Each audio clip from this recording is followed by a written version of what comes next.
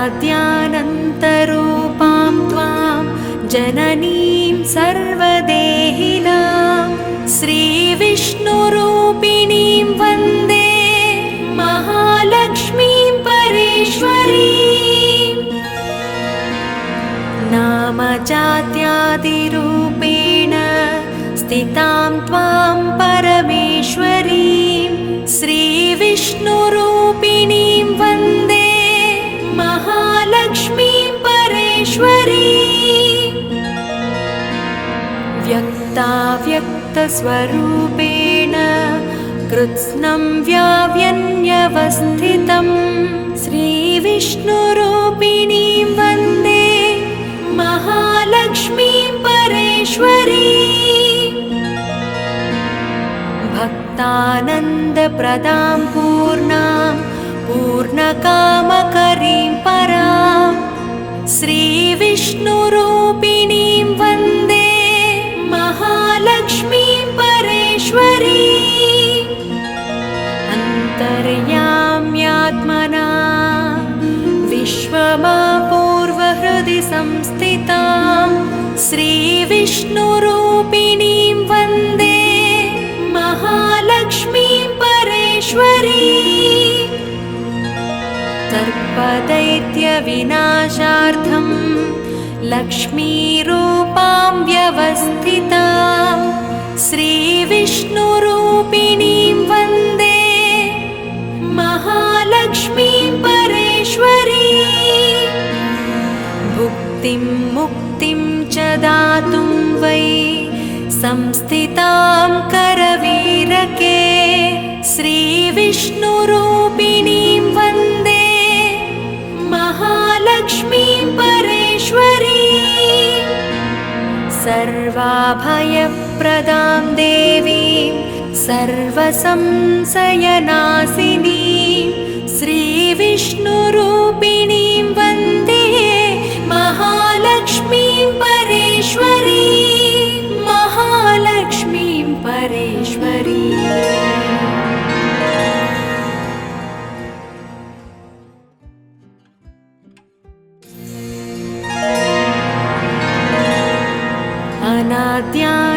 अनाद्यानन्तरूपां त्वां जननीं सर्वदेहिनां श्रीविष्णुरूपिणीं वन्दे महालक्ष्मीं परेश्वरीं। नामजात्यादिरूपेण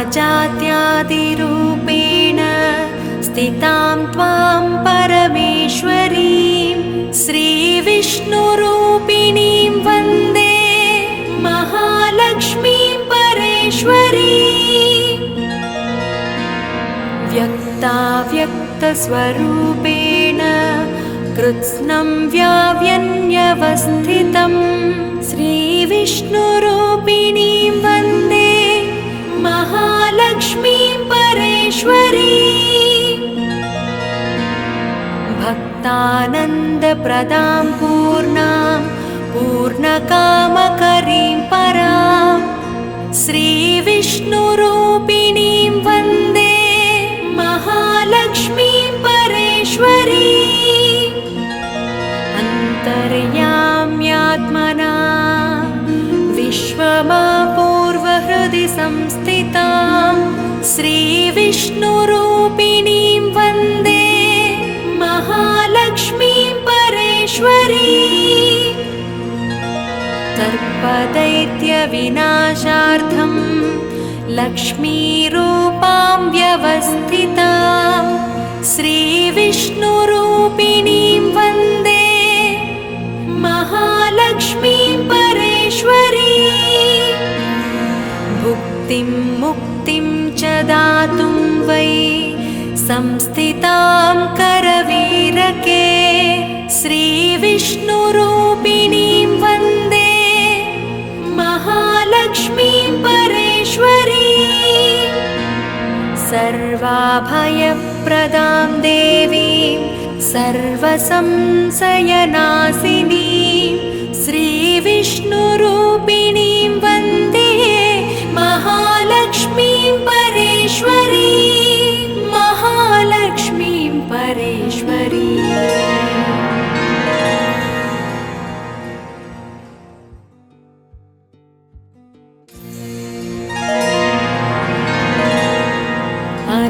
अनाद्यानन्तरूपां त्वां जननीं सर्वदेहिनां श्रीविष्णुरूपिणीं वन्दे महालक्ष्मीं परेश्वरीम्। नामजात्यादिरूपेण स्थितां त्वां परमेश्वरीं श्रीविष्णुरूपिणीं वन्दे महालक्ष्मीं परेश्वरीम्। व्यक्ताव्यक्तस्वरूपेण कृत्स्नं व्याव्यन्यवस्थितं श्रीविष्णुरूपिणीं वन्दे महालक्ष्मीं परेश्वरीम्। भक्तानन्दप्रदां पूर्णां पूर्णकामकरीं परां श्रीविष्णुरूपिणीं वन्दे महालक्ष्मीं परेश्वरीम्। अन्तर्याम्यात्मना विश्वमापूर्वहृदि संस्थितां श्रीविष्णुरूपिणीं वन्दे महालक्ष्मीं परेश्वरीम्। सर्पदैत्यविनाशार्थं लक्ष्मीरूपां व्यवस्थितां श्रीविष्णुरूपिणीं वन्दे महालक्ष्मीं परेश्वरीम्। भुक्तिं मुक्तिं च दातुं वै संस्थितां करवीरके श्रीविष्णुरूपिणीं वन्दे महालक्ष्मीं परेश्वरीम्। सर्वाभयप्रदां देवीं सर्वसंशयनाशिनीं श्रीविष्णुरूपिणीं वन्दे महालक्ष्मीं परेश्वरीं। महालक्ष्मीं परेश्वरीम्।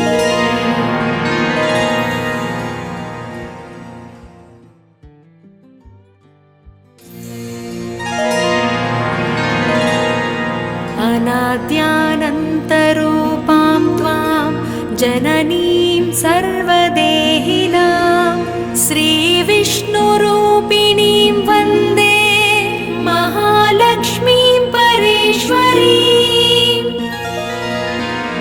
नामजात्यादिरूपेण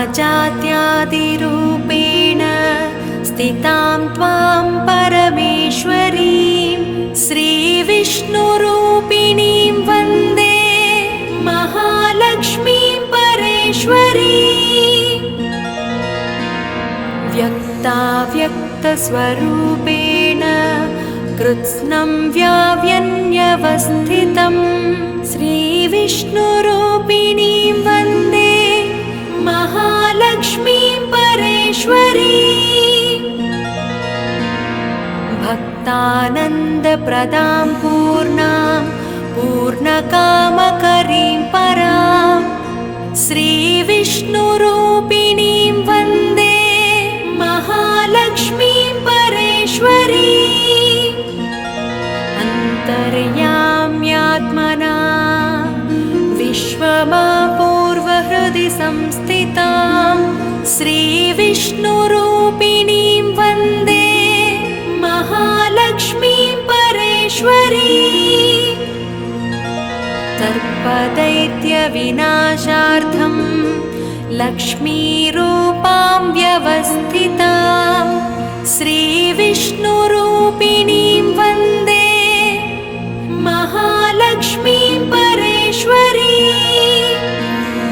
भुक्तिं मुक्तिं च दातुं वै संस्थितां करवीरके श्रीविष्णुरूपिणीं वन्दे महालक्ष्मीं परेश्वरीम्। सर्वाभयप्रदां देवीं सर्वसंशयनाशिनीं श्रीविष्णुरूपिणीं वन्दे महालक्ष्मीं परेश्वरीम्। महालक्ष्मीं परेश्वरीम्।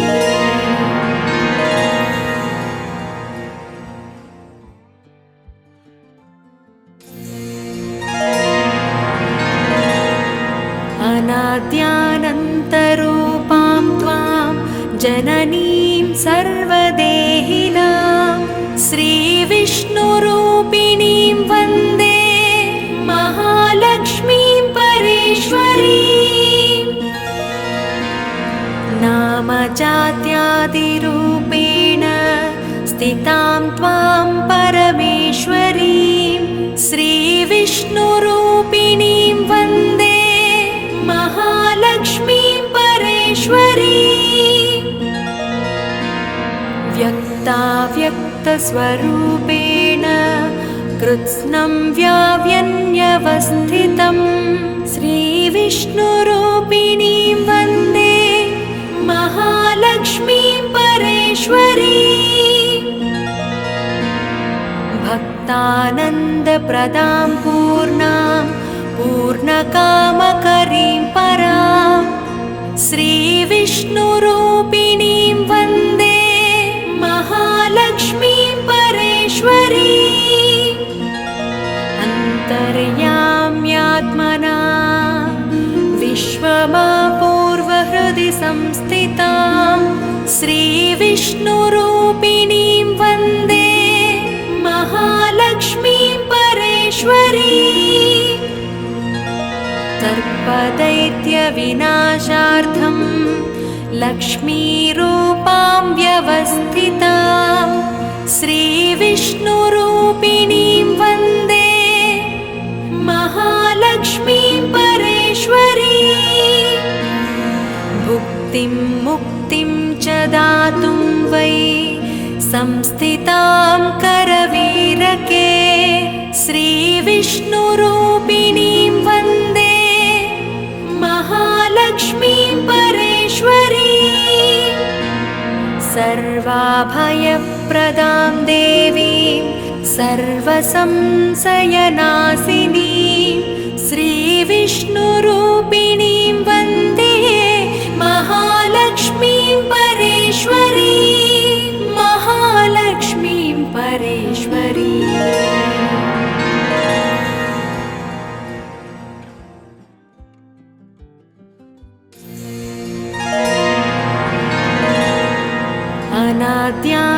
अनाद्यानन्तरूपां त्वां जननीं सर्वदेहिनां श्रीविष्णुरूपिणीं वन्दे महालक्ष्मीं परेश्वरीं नामजात्यादिरूपेण स्थितां त्वां परमेश्वरीं श्रीविष्णुरूपिणीं वन्दे महालक्ष्मीं परेश्वरीं व्यक्ताव्यक्तस्वरूपेण कृत्स्नं व्याव्यन्यवस्थितं श्रीविष्णुरूपिणीं वन्दे महालक्ष्मीं परेश्वरीं भक्तानन्दप्रदां पूर्णां पूर्णकामकरीं परां श्रीविष्णुरूपिणीं वन्दे महालक्ष्मीं परेश्वरीं अन्तर्याम्यात्मना विश्वमापूर्वहृदि संस्थितां श्रीविष्णुरूपिणीं वन्दे महालक्ष्मीं परेश्वरीं सर्पदैत्यविनाशार्थं लक्ष्मीरूपां व्यवस्थितां श्रीविष्णुरूपिणीं वन्दे महालक्ष्मीं परेश्वरीं भुक्तिं मुक्तिं च दातुं वै संस्थितां करवीरके श्रीविष्णुरूपिणीं वन्दे महालक्ष्मीं परेश्वरीं सर्वाभयप्रदां देवीं सर्वसंशयनाशिनीं श्रीविष्णुरूपिणीं वन्दे महालक्ष्मीं परेश्वरीं महालक्ष्मीं परेश्वरीं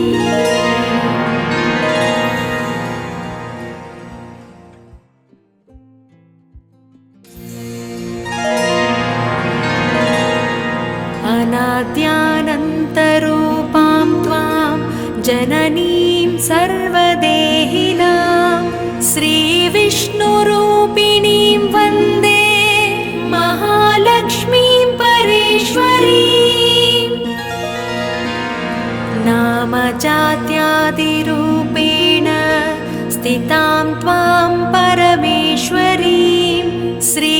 श्रीविष्णुरूपिणीं वन्दे महालक्ष्मीं परेश्वरीं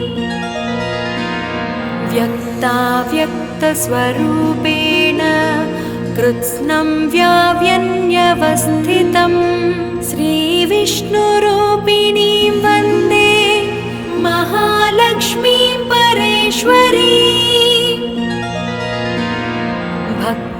भक्तानन्दप्रदां पूर्णां पूर्णकामकरीं परां श्रीविष्णुरूपिणीं वन्दे महालक्ष्मीं परेश्वरीं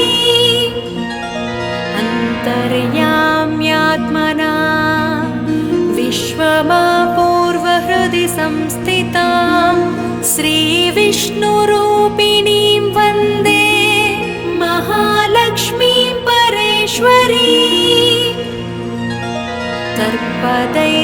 सर्पदैत्यविनाशार्थं लक्ष्मीरूपां व्यवस्थितां श्रीविष्णुरूपिणीं वन्दे महालक्ष्मीं परेश्वरीं भुक्तिं मुक्तिं च दातुं वै संस्थितां करवीरके श्रीविष्णुरूपिणीं वन्दे महालक्ष्मीं परेश्वरीं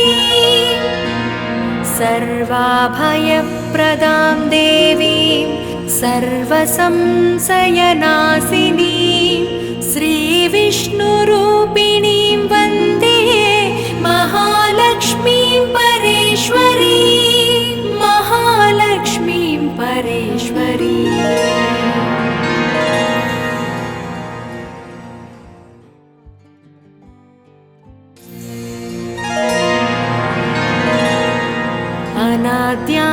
अनाद्यानन्तरूपां त्वां जननीं सर्वदेहिनां श्रीविष्णुरूपिणीं वन्दे महालक्ष्मीं परेश्वरीं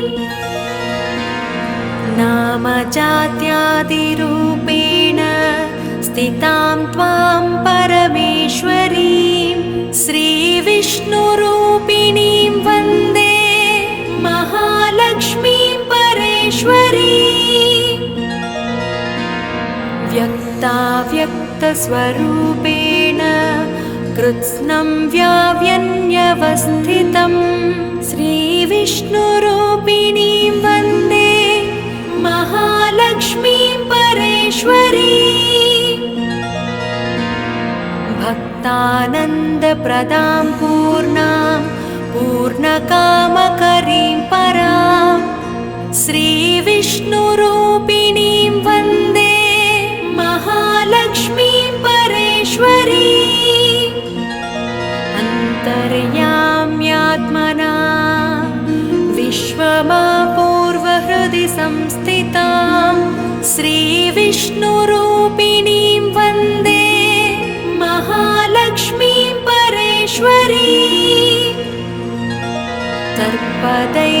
सर्पदैत्यविनाशार्थं लक्ष्मीरूपां व्यवस्थितां श्रीविष्णुरूपिणीं वन्दे महालक्ष्मीं परेश्वरीं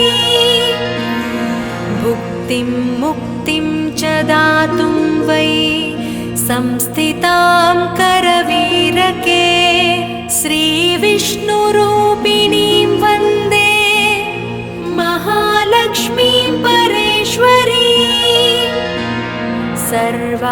सर्वाभयप्रदां देवीं सर्वसंशयनाशिनीं श्रीविष्णुरूपिणीं वन्दे महालक्ष्मीं परेश्वरीं महालक्ष्मीं परेश्वरीं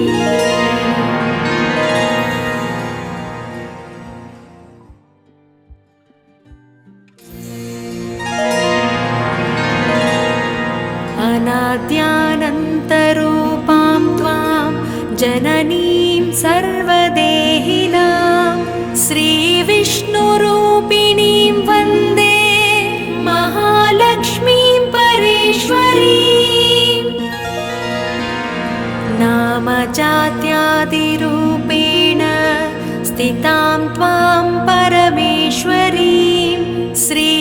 श्रीविष्णुरूपिणीं वन्दे महालक्ष्मीं परेश्वरीम् व्यक्ताव्यक्तस्वरूपेण कृत्स्नं व्याव्यन्यवस्थितं श्रीविष्णुरूपिणीं वन्दे महालक्ष्मीं परेश्वरीम् भक्तानन्दप्रदां पूर्णां पूर्णकामकरीं परां श्रीविष्णुरूपिणीं वन्दे महालक्ष्मीं परेश्वरीम् अन्तर्याम्यात्मना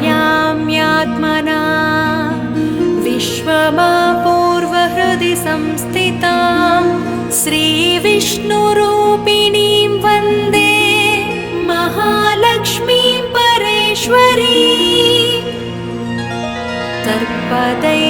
सर्पदैत्यविनाशार्थं लक्ष्मीरूपां व्यवस्थितां श्रीविष्णुरूपिणीं वन्दे महालक्ष्मीं परेश्वरीम् भुक्तिं मुक्तिं च दातुं वै संस्थितां करवीरके श्रीविष्णुरूपिणीं वन्दे महालक्ष्मीं परेश्वरीम्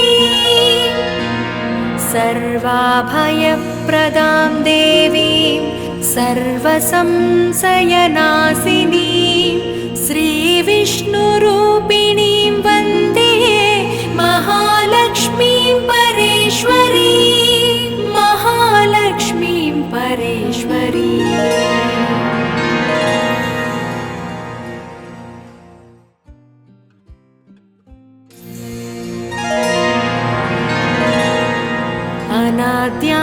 अनाद्यानन्तरूपां त्वां जननीं सर्वदेहिनां श्रीविष्णुरूपिणीं वन्दे महालक्ष्मीं परेश्वरीम् नामजात्यादिरूपेण स्थितां त्वां परमेश्वरीं श्रीविष्णुरूपिणीं वन्दे महालक्ष्मीं परेश्वरीम् व्यक्ताव्यक्तस्वरूपेण कृत्स्नं व्याव्यन्यवस्थितं श्रीविष्णुरूपिणीं वन्दे महालक्ष्मीं परेश्वरीम्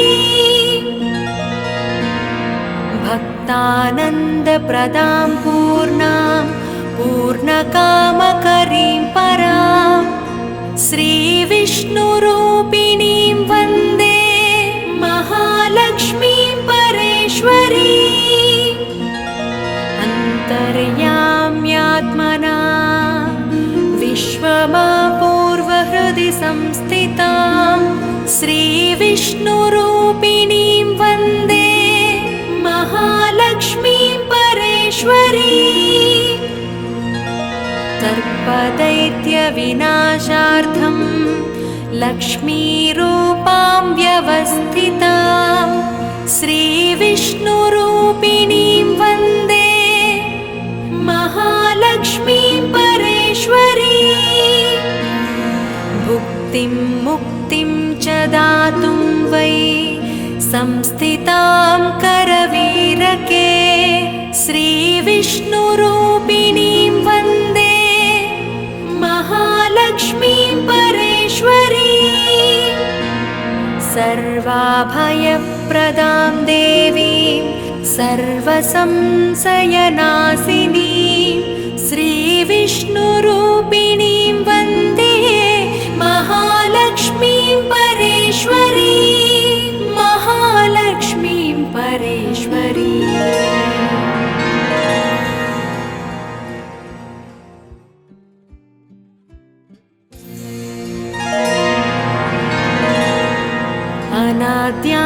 अनाद्यानन्तरूपां त्वां जननीं सर्वदेहिनां श्रीविष्णुरूपिणीं वन्दे महालक्ष्मीं परेश्वरीम् नामजात्यादिरूपेण स्थितां त्वां परमेश्वरीं श्रीविष्णुरूपं